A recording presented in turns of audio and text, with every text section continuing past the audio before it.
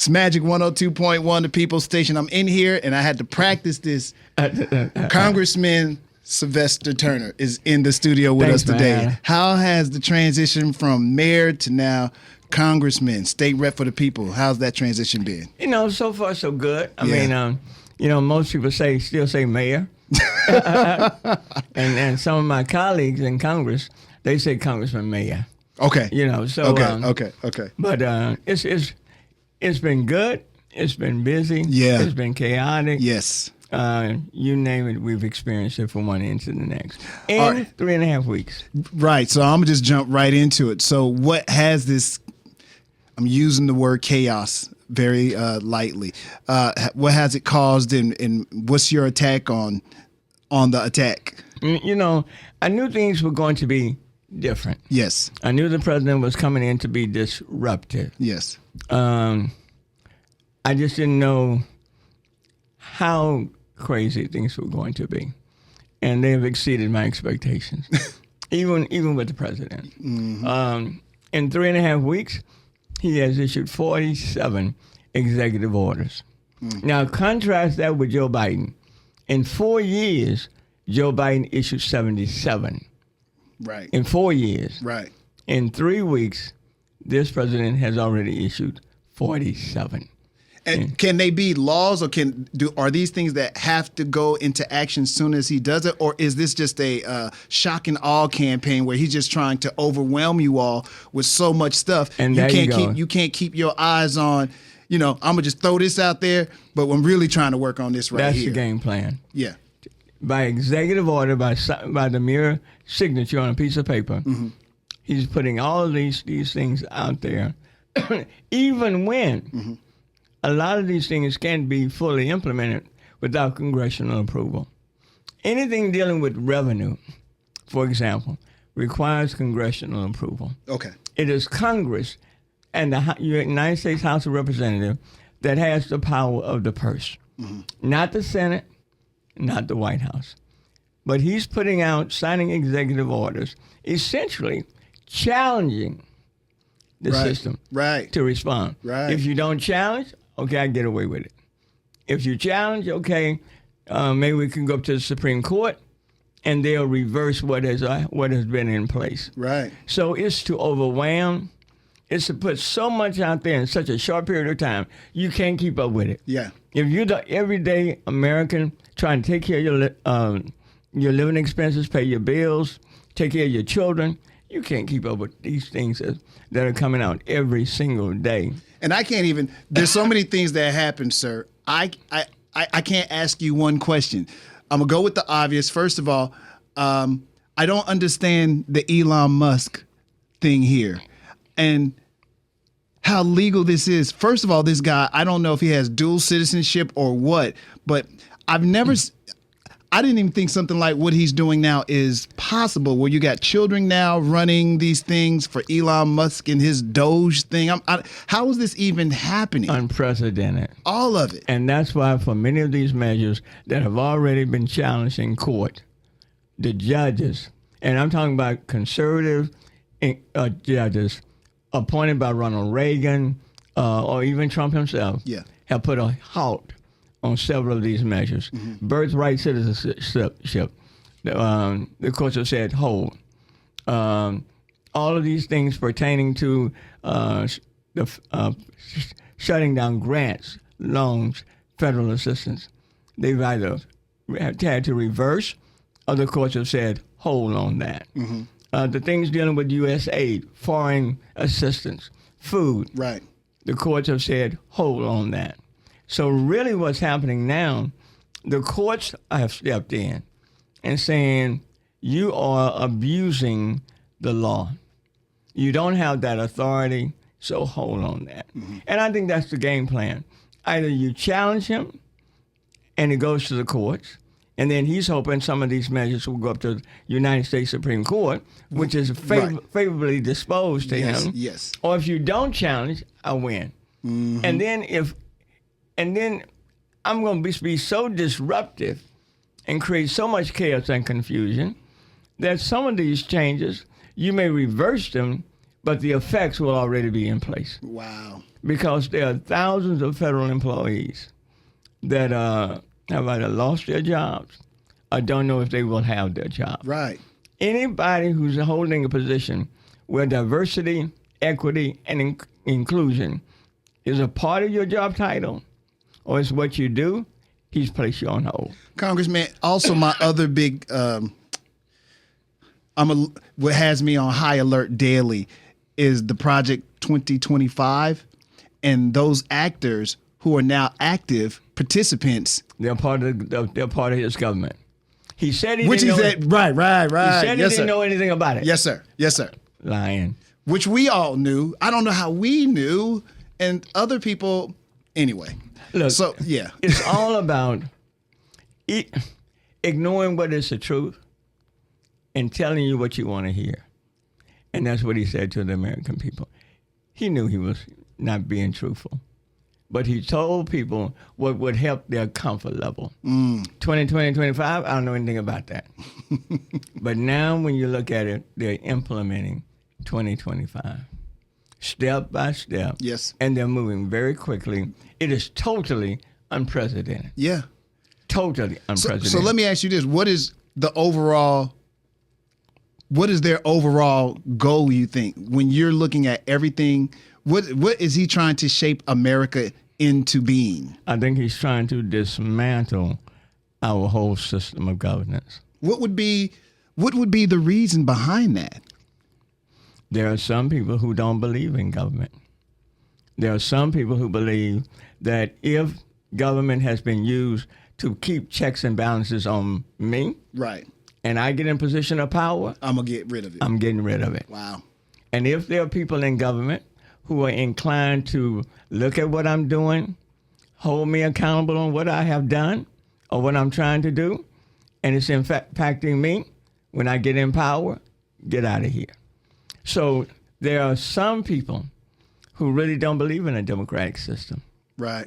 You know, well, I made a comment a couple of weeks ago. I said on January the 20th, in this country, we inaugurate a president. We do not crown a king. Wow. Strong. And what is happening now is that January 20th was not about inaugurating a president. It was about crowning a king. What you're saying sounds terrifying to me. Well, it is terrifying. Right. Yeah. So I'm just being clear with you. And I try not to wear it. I try not to wear fear daily, especially when you got family and friends and we do what we do here. But I am hyper concerned about the things that I've read about Project 2025, the things that I've seen him immediately doing, because I'm thinking these were things that would, they're going to try to do it over the next 4 years. No, so I didn't think they were going to try to do it the first 3 days. Because if you want to be effective and get the results, you move very quickly. Yeah. These are things that were put in place years ago. So I'm glad you mentioned way it. before the election. So why has the other teams, I'll call them, not been preparing for what is happening now? It seems like everybody got caught with their pants down, so to speak. There are many people and people in leadership Yes. who didn't believe we would go this far. Got you. Okay. I mean, look, this is America. Yes, sir. Okay? We've never faced this type of challenge. You almost have to go back to the Civil War in the 1800s. But since then, in terms of how our democracy works, we've never faced this slew of running the government by executive orders.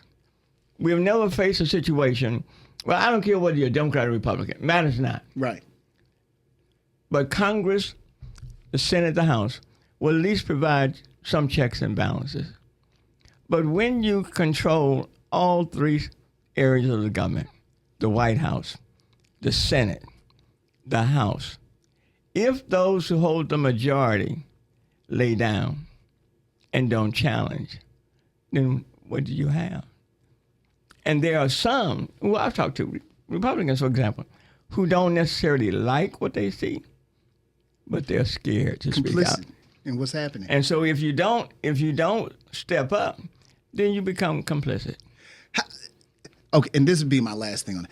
Isn't it incredible to you, even if you of same party, you're watching something that you know is unruly, based on fear tactics, based on untruths, and you go along with it? How do grown individuals, children I understand, but how do grown individuals know or understand things that are based on lies and co-sign it, go along with it, and add to the lie as well? Because they're fearful of what will happen to them. And they're waiting to see how the American public reacts. There are some who hold leadership positions that are not leaders. Right. But they hold a position. They wait, even though they know what is happening is wrong, they wait to see how their constituents will respond. And if the impacts are hard enough on their own people, and their people start to speak up, then they will. Then they speak up. So instead of leading, providing the information, standing for principle, they just kind of become complicit. Which somebody might say, hey, that's easy for you to say. I have my family to take care of also. And if I stay in this position when I can go along and get along with these guys and girls. But injustice done to one is an injustice done to all. Yes, sir. And evil doesn't stop at the party door. And that's where people, I think, Hitler didn't rise to power because he was so smart. He rose to power because people became complicit and didn't say anything. I think it was Dietrich Bonhoeffer who wrote, and I'm going to paraphrase, one day they came after the socialists. But because I was not a socialist, I was silent and said nothing. One day they came after the labor unionists. And because I was not a labor unionist, I was silent and said nothing. One day they came after the Jews.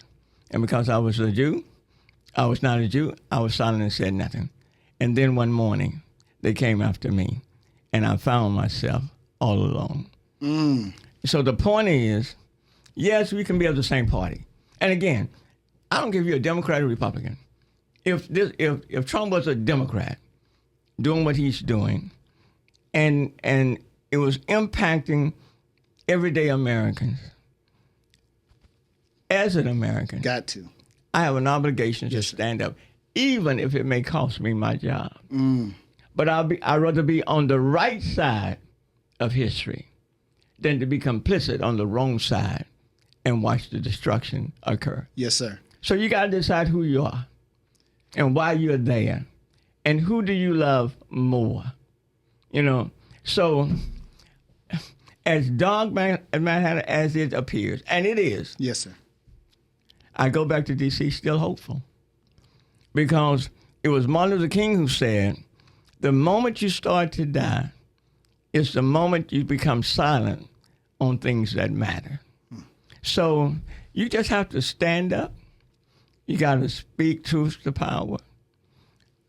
You got to talk about it not just in terms that may benefit me, but benefit this country as a whole. Yes, sir. And you have to believe that there's a certain point that the everyday American will say, this is not right. Hope you're right, sir. What can we, the people, do to help out in this very sensitive time? Communication, communication, communication. Don't get so busy in your own personal life that you don't tune in to what's happening around you. Okay. Okay. And this is not, it's not about whether you're black or brown or white or Asian, Jew, Muslim. This is about all of us. Yes, sir. And what impacts one will impact another. So what I would say to people, speak up. If you don't like the direction, don't just call a Democrat. Call Republicans too. Yes, sir. Okay. And if you can send a text or an email, send it. But speak up. Because if you don't speak up, people assume you're okay. Because what I'm hearing in D.C., Congressman Turner, this is what the people voted for. The people have given me a mandate. So I hear you complaining. but you were probably complaining in 24. So you were complaining in 24. Yeah. Okay. But I'm here in 25, and the people put me here in 25. And I don't hear all what you're saying. So is it you, Congressman Turner? Or is it the people that you represent? Who are you speaking for? I can't be a general if I don't have an army. If you want to empower me, the people in the 18th, for example, have to stand up. All right. Okay? Even if it's just calling me. Okay? If I could be standing on the right side of where you are, you still need to call me and say, I'm not agreeing with this. Congressman, what are you doing? All right.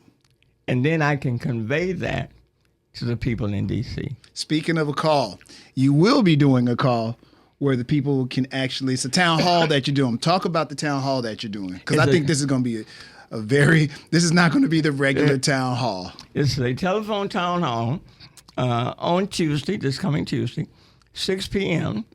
We will provide the information how you can dial in. We can probably take up to about 30,000 people. Okay. That's going to get knocked off, man. I know. I'm just letting you know that. I know. Everybody in the country might call. I know. Call in on that day, brother. But we're in D.C. Monday through Friday. Okay. You can't do a personal town hall when you're in D.C. But it is important for us to communicate with constituents while we are there.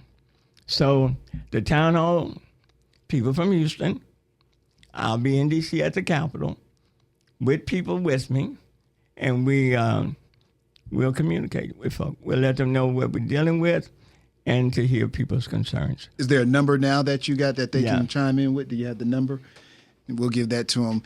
And then it's a very interesting time. I thought that you being congressman and heading on up to D.C. was going to be a little bit more fun for you, sir. I didn't know you was jumping in the middle of the ocean, so to speak. Let me tell you. When folk came and asked me to step out of retirement. Yeah. Initially, I said no. Mm-hmm. And then, I said, Kamala Harris be president. Hakeem Jeffries, his brother, would be Speaker of the House. Yeah. Oh, what a historic time to go and really do some good stuff. And then the elections came. And I said, God, what a sense of humor. There must be a need, though. But I was in church a couple of weeks after that. And the pastor spoke about Esther going to the king and speaking to the people in power. And her uncle, Mordecai, because she was doubting. She was saying, why me? Why me? Okay, this is not what I signed up for. And her uncle said to her, Esther, you are being sent at a time such as this. God wouldn't have sent you if the circumstances were different.